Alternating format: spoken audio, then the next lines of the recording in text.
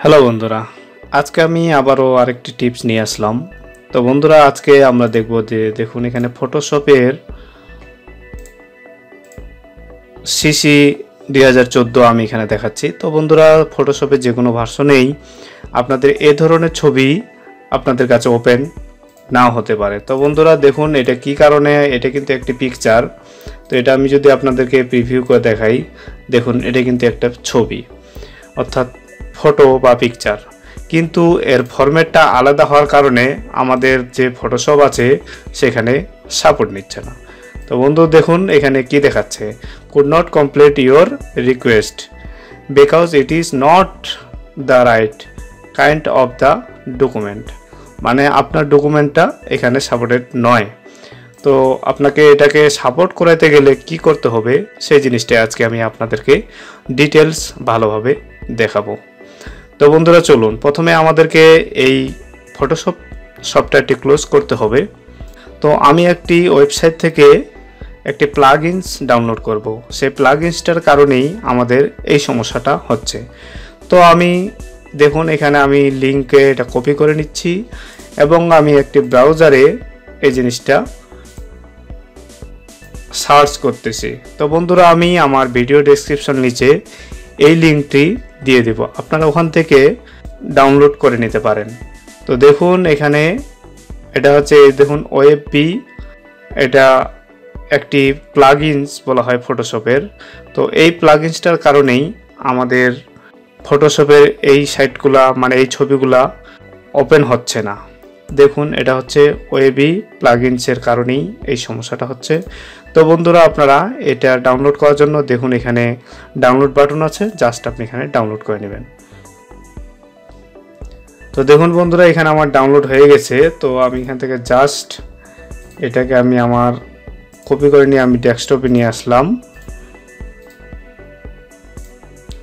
তো এটাকে আমি প্রথমে এক্সট্রাক্ট করে নেব। তো দেখুন এটা আমার এক্সট্রাক্ট হয়ে গেছে। তো এখন আমি এটাতে ওপেন করব। ওপেন করার পরে দেখুন আমার এখানে দুইটা ভার্সন শো করতেছে। তো বন্ধুরা, আপনাদের যে ভার্সনটা সেটা আপনারা চয়েস করে নেবেন, আপনাদের 32 বিট না 64 বিট। তো আমারটা যেহেতু 64 বিট, সেক্ষেত্রে আমি 64 বিটেরটা ওপেন করে এটাকে জাস্ট আমি এখান থেকে ধরে কপি করে নেব। কপি করে নেওয়ার পরে এখন আমাদের যে ফটোশপটা যেখানে ইনস্টল করা আছে, আমরা জাস্ট ইনস্টল ফোল্ডারে আমরা এটা কপি করে পেস্ট করে দেব। তো এটা করার জন্য আপনি দুই সাইড দিয়ে করতে পারেন।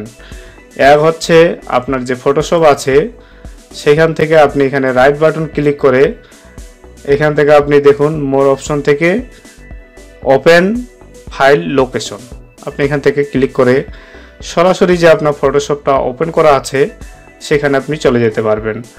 তো আরেকটা হচ্ছে, যদি আপনি এইভাবে না যেতে চান তাহলে আপনি মাই কম্পিউটারে যাবেন, তারপরে এখানে দেখুন সি ড্রাইভ যে থাকবে সেই সি ড্রাইভে যাবেন। তারপরে আপনার প্রোগ্রাম যদি আপনার 32 বিটে হয় তাহলে আপনার এখানে থাকবে, আর যদি 64 বিট হয় তাহলে শুধু প্রোগ্রাম ফাইলে থাকবে। তো আমি জাস্ট এখানে আমি ক্লিক করলাম। উপরে দেখুন অ্যাডোব যে আমার যতগুলো সফটওয়্যার আছে যেগুলো আমি ইনস্টল করব এই ফোল্ডারই থাকবে। তো এখানে আমি ক্লিক করলাম এবং আমার দেখুন এখানে অ্যাডোব সিসি 14, তো এখান থেকে আমি ক্লিক করলাম। ক্লিক করার পর দেখুন আমার আগের যে ফাইল লোকেশন সেটাই চলে আসছে।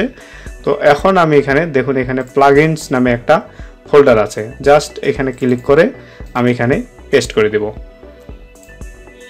তো পেস্ট করে দিলে আপনার এই ধরনের একটা মেসেজ দেখাবে, এটা আপনাকে কন্টিনিউ করে দিতে হবে। দেখুন এই কন্টিনিউ করে দিয়েছি। এখন আপনি জাস্ট এই ফোল্ডারটা ক্লোজ করে দিবেন। ক্লোজ করে আপনি এখন আপনার ফটোশপ ওপেন করুন।